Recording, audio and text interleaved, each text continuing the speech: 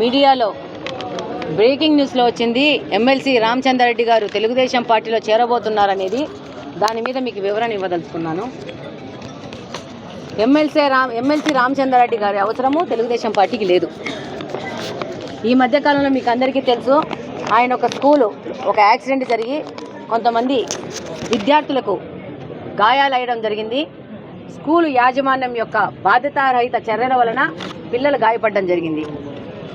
ఈ యొక్క సంఘటన మీద ఆ స్కూలు యాజమాన్యం మీద ఆ స్కూలు మీద కేసులు రిజిస్టర్ అవ్వడం జరిగింది.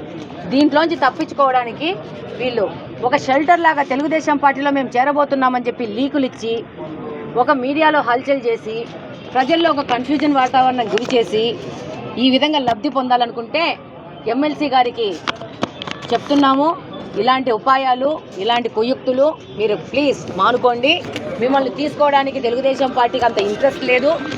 మీరు ఏదో మీ యొక్క కేసుల నుంచి తప్పించుకోవడానికి ఈరోజు ఎన్డీఏ కూటమిలో ఉన్న జనసేన కానీ బీజేపీ కానీ తెలుగుదేశం పార్టీలోని దూరిపోయి మీ యొక్క మురికిని మిగతా అధికార పార్టీకి అంటించి మీరు తప్పించుకోవాలనుకుంటే మీ అవివేకమైన చర్య.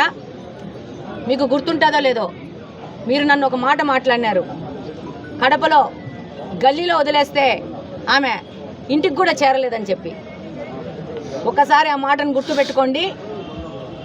మీరు ఇప్పుడు మీ యొక్క అవినీతిని ఈ స్కూల్లో అవినీతికరంగా నడుపుతూ మీరు చేసిన దుర్మార్గాలు ఈరోజు పిల్లలకు గాయాలు కావడానికి కారణమైన మీ యొక్క యాజమాన్యాన్ని మీరు కాపాడుకోండి. మీరు దాంట్లోంచి తప్పించుకోవడానికి ఈ విధంగా మీడియా లీకులు చేసుకుంటూ తెలుగుదేశం పార్టీలోకి వస్తున్నాం ఇలాంటి అపోహలు ప్రజల్లో క్రియేట్ చేయకండి. మిమ్మల్ని తీసుకోవడానికి ఎవ్వరు రెడీ లేరు. మీరు తప్పకుండా చట్టం తన పని తను చేసుకొని పోతుంది. దానికి సంబంధించి మీకు ఏమన్నా పనులు ఉంటే అవి చూసుకోండి.